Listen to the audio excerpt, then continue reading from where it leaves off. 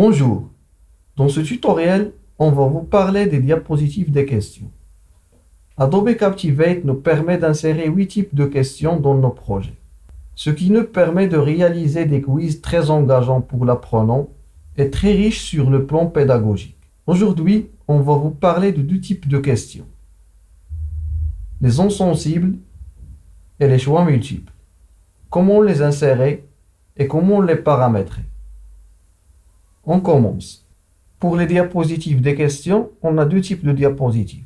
Soit des diapositives des questions qui seront notées, ou soit des diapositives de vérification de connaissances. Ces types de diapositives, on a déjà utilisé et j'ai dit qu'ils peuvent être utilisés pour des évaluations formatives. Maintenant, par exemple, on va insérer des diapositives des questions. On va parler premièrement des zones sensibles. Pour mieux comprendre ces zones sensibles, on va passer directement à la pratique pour voyez de quoi s'agit-il. On clique sur zones sensibles. Ça peut être, comme tous les autres types de questions, soit noter une enquête ou un test préliminaire. On clique sur OK et on aura 2 diapositives. La première diapositive, c'est celle de la question et la deuxième diapositive, c'est le résultat des quiz. La zone sensible vient avec une zone réactive. Cette zone réactive, c'est sur laquelle on peut pointer notre réponse. En bas, cette petite V indique que c'est une bonne réponse. On ne peut pas utiliser la question zone sensible telle qu'elle, mais on doit insérer des images ou des objets à pointer. Par exemple, je vais insérer 6 objets. Ici, j'ai 6 objets, par exemple, des options de 1 à 6 et la zone réactive qui va m'indiquer là où les bonnes réponses. Je déplace ma zone réactive, puis je vais la redimensionner pour qu'il prenne la taille de l'objet à sélectionner. Mais j'ai 5 autres objets sans zone réactive. Donc je vais venir à Quiz. Dans les paramètres, à la place de 1, je vais choisir 6 réponses.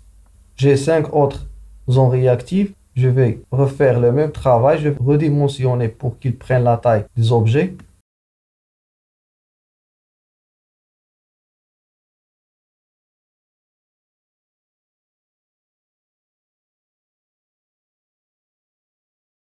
Ces zones sensibles ont une couleur un peu bleue. Pour qu'ils n'apparaissent pas à l'élève, je dois réduire l'opacité à 0% et la largeur à 0 pixel. Et je vais faire la même chose avec les autres zones réactives. Je vais réduire l'opacité à 0 et la largeur du contour à 0 pixel. Maintenant, on a le petit V en dessous de tous les zones réactives. On doit le laisser seulement sur les réponses justes. On sélectionne les zones réactives qui ne sont pas vraies. Par exemple, c'est 4. Et on décoche réponse correcte. Le petit V disparaît. On revient vers les propriétés du quiz. On a 3 légendes. Une légende qui indique que la réponse est correcte, puis une autre qui indique que la réponse est incorrecte, et une troisième qui dit à l'élève qu'il doit répondre avant de quitter cette diapositive. On va ajouter un bouton effacer qui va permettre à l'élève d'effacer la réponse s'il voit qu'il n'est pas juste avant d'envoyer sa réponse. On clique sur effacer. On a le bouton effacer qui s'affiche ici. On va voir notre rendu.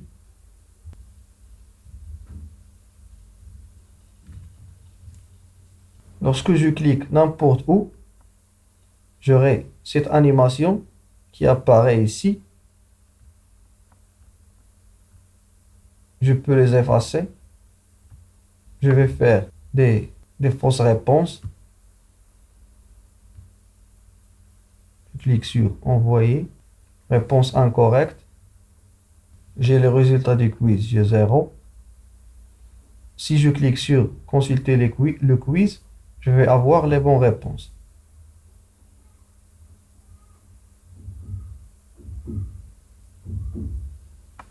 Comme vous avez vu, lorsque je clique n'importe où dans le diapositive, l'animation du pointeur s'affiche dans n'importe quelle zone.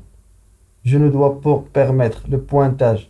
Je ne veux permettre le pointage que sur les zones réactives. Je dois faire un dernier ajustement de mon projet.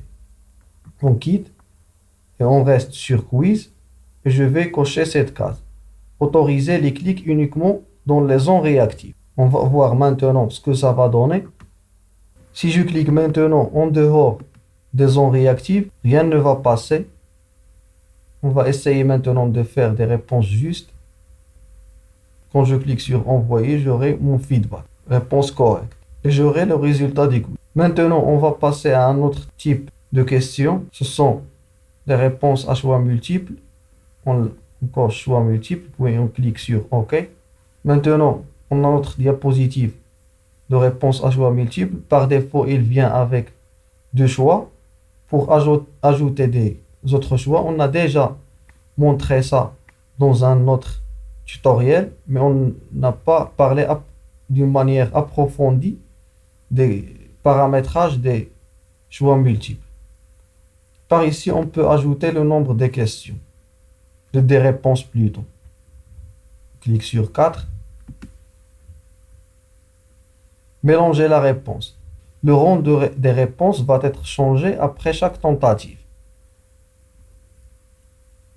Réponse multiple.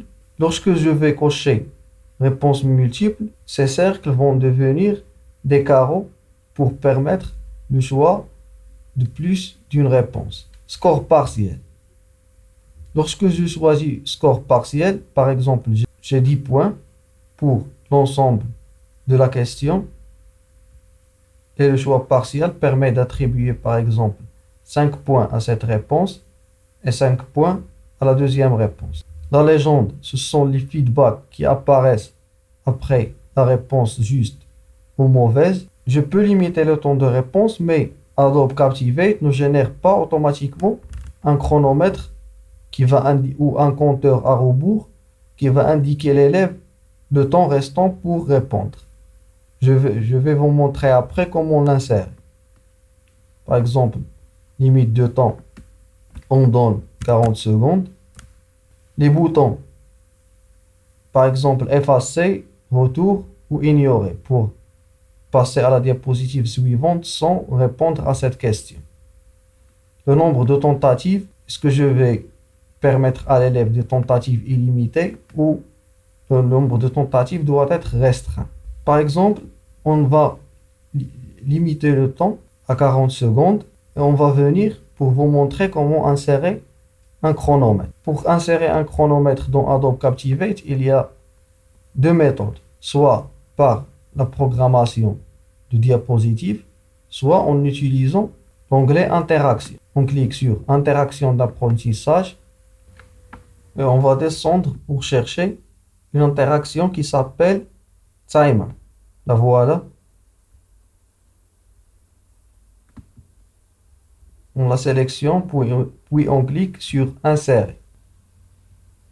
On aura ce panneau pour configurer cette interaction. Par ici, on peut changer sa couleur.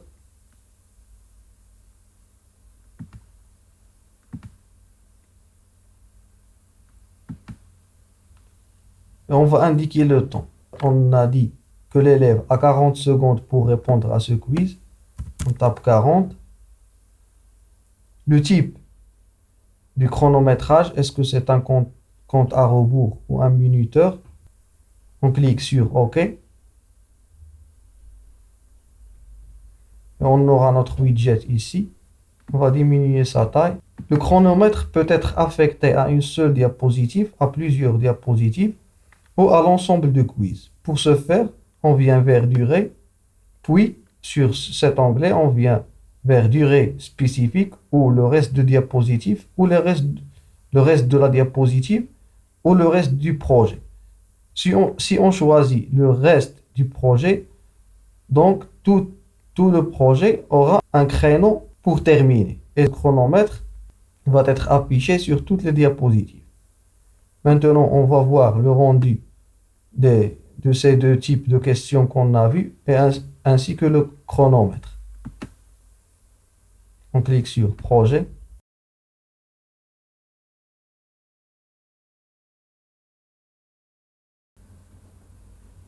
Le compteur à rebours commence dès qu'on accède à la diapositive du choix multiple sur laquelle on a inséré ce chronomètre.